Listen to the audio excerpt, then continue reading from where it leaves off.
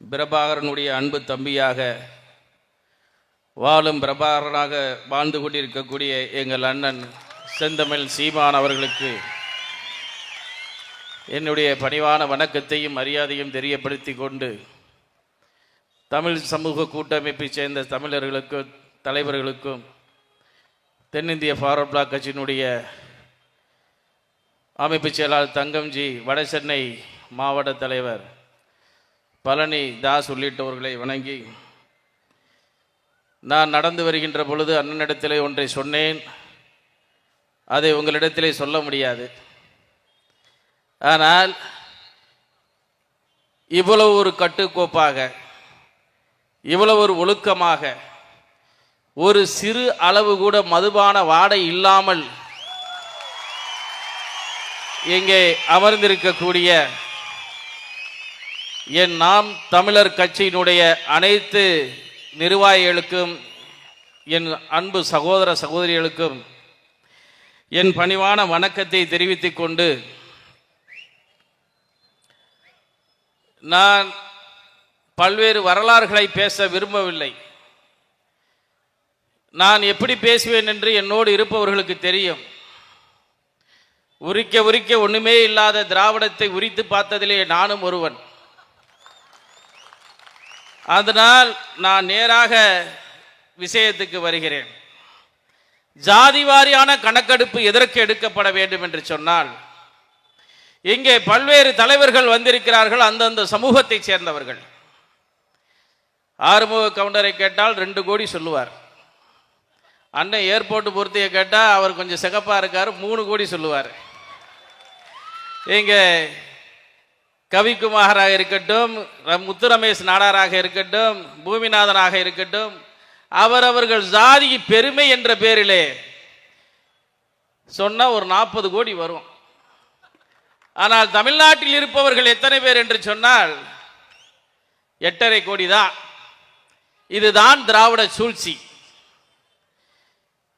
வருகின்ற பொழுது ஒரு கோஷமிட்டார்கள் தாய்மார்கள், அள்ளி கொடுக்காதே அளந்து கொடு என்று சொன்னார்கள். அதுதான் சமூக நீதி. இந்த நாட்டிலே பிறக்கக்கூடிய 100% மக்களுக்கும் சமூக நீதி கிடைக்க வேண்டும் என்று சொன்னால் ஜாதி வாரியான கணக்கெடுப்பு இருக்கப்பட வேண்டும். இதில் என்ன கொடுமை என்று சொன்னால், 1881 ஒரு ஆங்கிலேயன் எடுத்த ஜாதி வாரியான கணக்கெடுப்பை வைத்துத்தான் ஜேம்ஸ் முதற்கொண்டு இங்கே விகிதாச்சார அடிப்படையிலே சலுகைகளை வளர்ந்திருக்கிறார். ஜாதி வாரியான கணக்கெடுப்பு இல்லாமல் எப்படி சமூக நீதி பிறக்கும்? 100 பேர் வேலை செய்யக்கூடிய ஒரு இடத்திலே 10 லட்சம் ரூபாயை பங்கிட்டு கொடுக்க வேண்டும் என்று சொன்னால் அதை எப்படி பங்கிட்டு கொடுப்பது? சூப்பர்வைசர், மேனேஜர், ஸ்கில்டு லேபர், இப்படி தனித்தனியாக இருப்பவருக்கு எப்படி சமமாக பிரித்து கொடுக்க முடியாதோ அதே போலத்தான் ஜாதி வாரியான கணக்கெடுப்பை எடுக்காமல் இது எதுவுமே செய்ய முடியாது. இந்தியாவிலே முதலாக காக்கா காலிஸ்கரினுடைய ஆணை, ஜாதி வாரியான கணக்கெடுப்பு இந்தியா முழுவதும் எடுத்ததிலே 2399 ஜாதிகளை எடுத்தார்கள். அதில் 833 ஜாதிகளை பிசி எம்பிசி என்று பட்டியலிட்டு அவர்களுக்கு உரிய விகிதாச்சார அடிப்படையிலே நிலங்கள் வழங்கப்பட வேண்டும், தொழில்கள் வளர்ச்சி பெற வேண்டும் என்றால் அவர்களை முன்னேற்ற வேண்டும் என்று சொன்னார்கள். அதுவும் செய்யவில்லை. அதைவிட தமிழ்நாட்டிலே சட்டநாதன் கமிஷனும் 25% கொடுத்தார்கள்.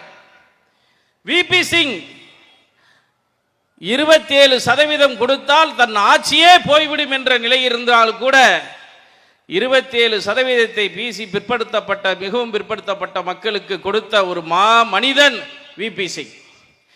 இந்த இடத்திலே 3 பேரை நாம் ஞாபகப்படுத்தி ஆக வேண்டும்.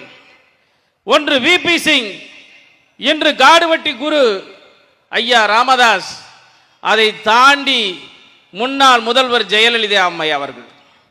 69% இடஒதுக்கீடு இந்தியாவிலே எந்த மாநிலத்திலும் இல்லாமல் 69% இடஒதுக்கீட்டை பெற்றுக் கொடுத்திருக்கிறார்கள். அதற்கு ஆபத்து என்ற முறையில்தான் அண்ணன் சீமான் அவர்கள் 69% இடஒதுக்கீடை தமிழ்நாட்டிலே தக்க வைக்க வேண்டும் என்றுதான் ஜாதி வாரியான கணக்கெடுப்பு எடுக்க வேண்டும் என்று சொல்லுகின்றார்கள்.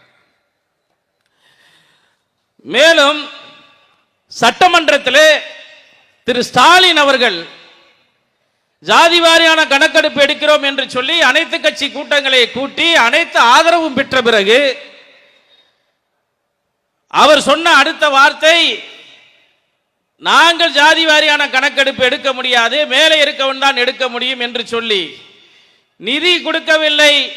2000 கோடிக்கு நிதி கொடுக்கவில்லை என்று சொன்னால் மேலே இருக்கவன் தான் காரணம். சாதி வாரியான கணக்கெடுப்பு எடுக்கவில்லை என்று சொன்னால் மேல இருக்கவன் தான் காரணம். நீ கீழே இருக்கிறவன் எதுக்கு ஆட்சி நடத்துற, கலைச்சிட்டு வீட்டுக்கு போ. உனக்கு எதுக்கு இந்த ஆட்சி அதிகாரங்கள் எல்லாம்? நாங்கள் எல்லாம் எப்படி வாழுகிறோம் என்று சொன்னால், திரைப்படங்களிலே அண்ணன் களஞ்சியம் இருக்கிறார். அவர் காட்டும் தேவர் போல நாங்கள் வாழவில்லை. சின்ன கவுண்டர்கள் போல ஆறுமுகம் கவுண்டர் வாழவில்லை. ராசுபடையாட்சி போல வன்னியவர்கள் வாழவில்லை. அடித்தட்டு மக்கள் வாழ்வாதாரம் இல்லாமல் தவிக்கிறோம். நாங்கள் வாழ்வதற்கே வழி இல்லாமல் தவிர்க்கிறோம். சினிமா பின்பங்களை பார்த்து இவர்கள் எல்லாம் ஆண்ட ஜாதி, அதிகார ஜாதி என்று நினைத்துக் கொண்டிருக்கிறீர்கள். ஒருவரை பார்த்து நாம் அந்த ஒட்டுமொத்த சமூகத்தையும் அளந்து விட முடியாது. ஒவ்வொரு அடித்தட்டு மக்களும் மிகவும் கஷ்டமான சூழ்நிலையை தென் தமிழ்நாட்டிலே வாழ்ந்து வருகிறோம். எங்களுடைய முக்குளத்தூர் சமூகம் மட்டுமல்லாமல் தேவேந்திர குல மக்களும், யாதவர் குலமும், பிள்ளைமார் சமூக மக்களும் தென் தமிழ்நாட்டிலே அதிகமாக வாழ்ந்து கொண்டிருக்கிறோம். கண்ணுக்கு எட்டிய தூர கருவளை காடு. மதுரையே மொத்தமும் 5 கிலோமீட்டருக்குள்ளே மதுரையை அடக்கி விடலாம். தென் தமிழ்நாட்டிலே உலக முதலீட்டாளர்கள் வருகின்ற பொழுது கூட தென் தமிழ்நாட்டுக்கு திட்டமில்லை. இன்றைக்கு டிஆர்பி ராஜா தென் தமிழ்நாட்டிலே அங்கே திருநெல்வேலியிலே ஒரு தொழிற்சாலையை தொடங்கினார். அதில் வேலை பார்ப்பதற்கு தமிழர்களுக்கு திறமை இல்லையா, அறிவு இல்லையா? ஆனால் அவர் யாரை கொண்டு வந்திருக்கிறார்கள் என்று சொன்னால், மேகாலயத்தில் இருந்து ஆட்களை கொண்டு வந்து இங்கே வேலையில் அமர்த்தியிருக்கிறார்கள் பெண்களை. தென் தமிழ்நாட்டில் வேலை கூட கிடைக்காமல் நாங்கள் கஷ்டப்பட்டு வாழ்ந்து கொண்டிருக்கிறோம். அப்படிப்பட்ட நிலையில்தான் தென் தமிழ்நாடு இருக்கிறது என்று சொன்னால், இதற்கு ஜாதி வாரியான கணக்கெடுப்பு வேணும், விகிதாச்சார அடிப்படையில்.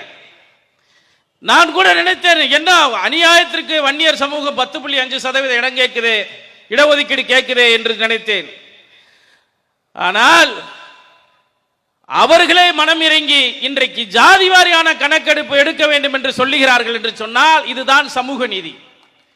ஒவ்வொரு மனிதனுக்கும் விகிதாச்சார அடிப்படையிலே கிடைக்க வேண்டும், நியாயமான சலுகைகளை கிடைக்க வேண்டும். பஞ்சமி நிலம் என்பது நல்ல தெரிஞ்சுக்கணும். 1890 இந்த இருக்காரு பெரிய மனுஷன் ஜேம்ஸ், அவருக்கு பேர்லாம் எனக்கு படிக்கிறது, திரமன் கி, அவரு இங்கே நில சுகாந்தார்களாலும் ஜமீன்தார்களாலும் ஒடுக்கப்பட்ட பஞ்சமர் நிலத்தை சமூகத்தை சேர்ந்தவர்கள் மிருகங்களைப் போல நடத்தப்படுகிறார்கள். அவர்களுக்கு நிலத்தை கொடுத்து முன்னேற்றி விவசாயிகளாக மாற்ற வேண்டும் என்பதற்காக இங்கிலாந்து பாராளுமன்றத்தில் ஒரு அறிக்கை 1891 அறிக்கை தாக்கல் செய்து அங்க விவாதிக்கப்பட்டு 1892 செப்டம்பர் 30 அந்த 12.5 லட்சம் ஏக்கரை இந்த பஞ்சமர்களுக்கு வழங்கினார்கள். ஒரு படத்தில் ஏட்டையா ராத்திரில வாங்கின காசை கொடுங்கன்னுவான். ஒரு பிச்சைக்காரிட்ட போயாடா பிடிக்கிட்டு இருக்கேன்னு கேட்பான் இன்ஸ்பெக்டர். ஐயா நைட்டில் ஆட்டுக்கால் பாயெல்லாம் எப்படி இருந்துச்சு? நல்லா இருந்துச்சு. அது அவன் கொடுத்த காசுல தான். இன்னைக்கு அறிவாலயம் எங்க இருக்கு? முரசொலி பத்திரிகை எங்க இருக்கு? ஒரு பாவப்பட்டவனுடைய நிலத்தை பிடுங்கி அதிகாரத்தை செலுத்துகின்ற இந்த திராவிடன் இந்த நாட்டிலே வேறடி மண்ணோடு பிடுங்கி எறிய வேண்டும் என்பதற்குத்தான் எந்த எல்லைக்கும் செல்வேன் என்பதற்காக நாம் தமிழர் மேடையிலே நாங்கள் நிற்கிறோம் என்றதை நீங்கள் புரிந்து கொள்ள வேண்டும். பஞ்சமி நிலம் நஞ்சை, புஞ்சை, நத்தம், நத்தம் புறம்போக்கு நல்லா தெரிஞ்சுக்கணும். இதெல்லாம் விற்கலாம், வாங்கலாம், பட்டா போட்டுக்கலாம். ஆனா பஞ்சமி நிலத்தை விற்கவே முடியாது, பஞ்சமி நிலத்தை வாங்கவும் முடியாது. அதை பட்டா போட்டிருக்கான இந்த புறம்போக்கு எவ்வளவு பெரிய ஆளா இருப்பான்னு நீங்க பாத்துக்கிறோம். அதை பட்டா போட்டிருக்கான். அப்ப இவங்க எல்லாம் இந்த நாட்டில் நடமாட விட்டா என்ன ஆகும்? இதெல்லாம் சரி செய்யறதுக்கு தான் 2011 மருதமுத்து கமிஷன் வந்துச்சு. அவருக்கு சாம்பல் அடிச்சு விட்டான். வினோபாவா ஒரு வடநாட்டுக்காரர், அவர் நம்ம மேல இறக்கப்பட்டு இவன் பூரா இந்த நாட்டில் ஜஸ்டிஸ் பார்ட்டி 1920 வரையிலே இந்த இடங்களை பூரா பிடிங்கி அவன் வச்சிருக்கிறான். மீதமுள்ள பஞ்சமர்களுக்கு அந்த நிலத்தை வழங்க வேண்டும் என்பதற்காக அவர் பஞ்சம மீட்பு ஒரு அமைப்பை உருவாக்கி, பஞ்சமர்களுக்காக நலனுக்காக ஒரு அமைப்பை உருவாக்கி, ஜமீன்தார்களையும் நில சுகாதாரங்களையும் சந்தித்து நிலத்தை வாங்கி பஞ்சமனர்களுக்கு கொடுத்தார். அதை தஞ்சை மாவட்டத்தை சேர்ந்த உக்கடத்தேவர் 72 ஏக்கரை கொடுத்தார். கொடுத்து அதே போல மற்றவர்கள் அந்த நிலை சுமந்தார்கள் கொடுத்தார்கள். அந்த நிலத்தையும் முடிண்டான். 50% இடத்தை இவர்கள் மொத்தமாக 1951 பிடிக்கின்றான். இப்ப எதுவுமே இல்லை. இவர்கள் பார்வையில் திராவிடமும் அண்ணா திராவிட முன்னேற்ற கழகம் ஆட்சிக்கு வருவதற்கு முன்பாக அயோத்திதாஸ் பண்டிதராக இருக்கட்டும், சுப்ராம் கவுண்டராக இருக்கட்டும், அடுத்து வஉசி சிதம்பரநாதர் பிள்ளையாக இருக்கட்டும், MC ராஜாவாக இருக்கட்டும், பசுமன் முத்துராமலிங்க தேவராக இருக்கட்டும், இவர்கள் எல்லாம் தேசியத்தின் அடையாளமாக இருந்தார்கள். என்னைக்கு திராவிடன் ஆட்சிக்கு வந்தானோ அன்றைக்கு இவர்கள் எல்லாம் எங்கே சென்றார்கள் என்று சொன்னால் ஜாதிய வட்டத்துக்குள்ளே அடைத்து விட்டார்கள். வெள்ளையன் இந்த நாட்டை விட்டு வெளியேறிவிட்டால் இந்த தேசத்திலே குண்டூசு கூட தயாரிக்க முடியாது என்று சொன்ன கூட்டம், உலகம் இந்தியா முழுவதும் நீங்கள் சுதந்திரம் கொடுத்தாலும் சென்னை ராஜதானிக்கு சுதந்திரத்தை கொடுக்க கூடாது என்று சொன்ன கூட்டம், ஈவேரா கூட்டம், உங்க கால நக்கியே பிழைக்க வேண்டும் என்று சொன்ன கூட்டம் இன்றைக்கு இந்த நாட்டை ஆண்டு கொண்டிருக்கிறது என்று சொன்னால் எங்கே இருக்கு சமூக நீதி? எப்படி சமூக நீதி கிடைக்கும்? நீங்கள் நன்றாக புரிந்து கொள்ள வேண்டும். நான் தென் தமிழ்நாட்டை சேர்ந்தவன். 8 நாடு 24 உபகிராமம் என்று சொல்லக்கூடிய எங்களுடைய கல்லர் நாட்டை சேர்ந்தவன் நான். கல்லர்களை அந்த திராவிட கூட்டம் என்னவென்று சொல்லும் தெரியுமா? கல்லர்கள் என்றால் திருடர்கள். முக்குளத்தின் மூத்த குடி நாங்கள், கல்லர் மறவர் அகமுடியாருக்கு மூத்த குடி நாங்கள். இந்த 3 சமூகங்களும் வெள்ளக்காரங்காலத்திலே எங்களை வாரியார்னு வச்சான். பூரா போர்க்குடி சமூகங்கள். இந்த 3 சமூகங்கள் போர்க்குடி சமூகங்கள் என்று சொல்லி 11 பட்டியலில் வச்சா எங்களை. அவங்களை இவங்க என்ன செஞ்சாங்கன்னா, எங்களை கல்லர்கள் என்று சொன்னாலே வன்முறைவாதிகள், மறவர்கள் என்று சொன்னாலே வன்முறைவாதிகள், அகமுடியார்கள் என்று சொன்னால் வன்முறைவாதிகள் என்று சொல்லி இந்த தேச விடுதலைக்கு பாடுபட்ட ஒரு பேரினத்தை இன்றைக்கு சிறுமைப்படுத்தி வைத்திருக்கிறது என்று சொன்னால் அதற்கு இந்த திராவிட கூட்டம்தான் காரணம் என்பதை நீங்கள் புரிந்து கொள்ள வேண்டும். எங்களை பொறுத்தளவுக்கு டிஎன்டி சமூகத்தை சேர்ந்தவன் நான். உசிலம்பட்டியிலே ஓட்டு கேட்க வந்த பொழுது திராவிட முன்னேற்ற கழகத்தினுடைய இன்றைய முதல்வர் திரு ஸ்டாலின் அவர்கள் டிஎன்டி ஒற்றை சான்றிதழ் கேட்டு நீண்ட நாளாக நாங்கள் போராடுகிறோம். இந்த மண்ணுக்கு சம்பந்தம் இல்லாதவன் ஒரு ஆங்கிலேயன் எங்களை மிலிட்டரி ட்ரைப்ஸ் என்று எங்களை வைத்திருந்தான். எங்களுக்கு தேவையான சலுகைகளை கொடுத்தான். இந்த மண்ணுக்கு சம்பந்தம் இல்லாதவன், நம் மொழி தெரியாதவன், நம் கலாச்சாரம் தெரியாதவன், நம் பண்பாடு தெரியாதவன் எங்களை பேணி பாதுகாத்து வைத்தான். நாங்கள் கேட்பதெல்லாம் இந்த திராவிட கூட்டத்திடம் மண்டிட்டு கொண்டிருக்கிறோம் பல ஆண்டுகளாக டிஎன்டி என்ற ஒற்றை சான்றிதழை கேட்டு. ஆனால் இதுவரைக்கும் இவர்கள் கொடுத்திருக்கிறார்களா? நீங்கள் டிஎன்டியோட வரலாறு தெரிய வேண்டும். எங்களை குற்ற பழங்குடி என்று சொல்வார்கள், கருவளைய குற்றவாளிகள் என்று சொல்லி பிரிட்டிஷ்காரன் சொன்னான். அதற்கப்புறம் இந்த திராவிடன் சொல்றான், நீங்கள் எங்களுடைய வரலாறை தெரிந்து கொள்ள வேண்டும். ஆடுரை கவர்தல் தான் எங்களுடைய வேலை. ஒரு நாடு படையெடுத்து செல்வதற்கு முன்பாக கள்ளர் குடிகளை அழைத்து ஒரு நாட்டில் உள்ள செல்வங்களை கவர்ந்து வருவதுதான் கள்வர்கள் நாங்கள். ஆனால் எங்களை திருடர்கள் என்று முத்திரை குத்தியவர்கள் இந்த திராவிடர்கள்.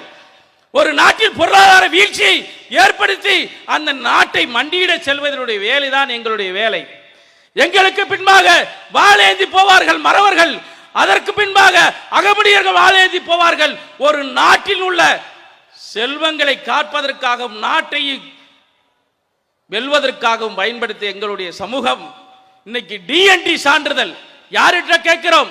நாடு பிடிக்க வந்த நாடோடி கூட்டம், திருட்டு ரயில் ஏறி வந்த கூட்டம், இந்த கூட்டத்திலே நாங்கள் கையேந்தி இருக்கிறோம் என்று சொன்னால் இதை விட அசிங்கம் என்ன இருக்கிறது எங்களிடத்தில்? நாங்களும் பல ஆண்டுகளாக சொல்கிறோம், எங்களை வெள்ளைக்காரன் இரவெல்லாம் எங்களை 16 வயது நிரம்பிய ஒரு மாணவனை, ஒரு பையனை காவல் நிலையத்தில் கொண்டு போய் ஆடுகளை அடைப்பது போல அடைத்து ஒக்க சமணம் போட்டு உட்கார முடியாது, குத்த வச்சு செயினை கட்டி வச்சிருப்பான். மலஞ்சல கழிக்கிறாலும் குழிய தோண்டிட்டு அதிலே போகணும். அப்படியெல்லாம் இருந்த எங்களுடைய சமூகம் இன்றைக்கு டிஎன்டி சான்றிதழ் கேட்கிறோம். இவர் பாராளுமன்ற தேர்தலின் போது இவர் வந்து திருநெல்வேலியிலே நான் தேர்தல் பிரச்சாரத்திற்கு வருகின்ற பொழுது ஒற்றை சான்றிதழோட வருவேன் சொன்னார். எப்படி விஞ்ஞானி தெரியுமா? ஒரே சான்றிதழ் டிஎன்டி டிஎன்சி. நாங்க கேட்ட என்ன, டிஎன்சி இல்லாத ஒரே டிஎன்டி சான்றிதழை கேட்கிறோம். அதை இவர்கள் கொடுக்கவில்லை. பஞ்சமி நிலவத்தை மட்டும் அவர்கள் திருடவில்லை. வெள்ளைக்காரனை எதிர்த்து போராடியவர்கள் நாங்கள். தென்னகத்தில் வடநாட்டில் இருக்கக்கூடிய ஜாலியன் வாலாபாத்தை பெரிதாக பேசக்கூடிய ஒரு கூட்டம் தென்னகத்திலே 1920 ஏப்ரல் 3ஆம் தேதி ஆங்கிலேயர்களால் ரேகை வைக்க மறுத்து சுட்டுக் கொல்லப்பட்டவர்கள் நாங்கள். M130 என்று சொல்லி 70,000 ஆண்டுகளுக்கு முன்பாக தோன்றிய மரபில் இருந்து பிறந்தவன் நான், அதாவது பிரமலைக்கல்லர் சமூகம். இன்றைக்கு எங்களுடைய நிலை என்ன? இன்றைக்கு தான் இந்த நாட்டுக்கு விடுதி விவாதம் வந்திருக்கிறது. நாம் தமிழர் மேடையிலே இந்த திராவிட கூட்டத்தை வேறடி மண்ணோடு பிடிங்கி எறிய வேண்டும். எங்களுடைய ஜாரி நிலம், நாங்கள் துப்பாக்கி சூட்டில் 1920 நாங்கள் துப்பாக்கி சூட்டில் பலியானதற்கு அப்புறம் எங்களை ஆங்கிலேயன் முன்னெடுத்துவதற்காக ஜாரி நிலம் என்று சொல்லி திண்டுக்கல், தேனி, மதுரை மாவட்டத்தில் 39,000 ஏக்கரை கொடுத்தார்கள். அண்ணன் சீமான் அவர்கள் அதையும் மீட்டு தர வேண்டும் என்று சொல்லி இந்த மேடையில் நாங்கள் கோரிக்கை வைக்கின்றோம். ஜாரி நில மீட்பு என்பது இதே திருடர்கள் கையில் தான் இருக்கிறது. அதையும் நீங்கள் மீட்டு தர வேண்டும். இந்த நாடு வளம் பெற வேண்டும் என்று சொன்னால் ஒற்றை சொல்லாக நாம் தமிழர் என்று சேர்ந்து நிற்போம் என்று சொல்லி விடைபெறுகிறேன். நன்றி, வணக்கம், ஜெய்ஹிந்த். கொங்கு மக்கள் முன்னணியின் தலைமை ஒருங்கிணைப்பாளர் சி. ஆறுமுகம்.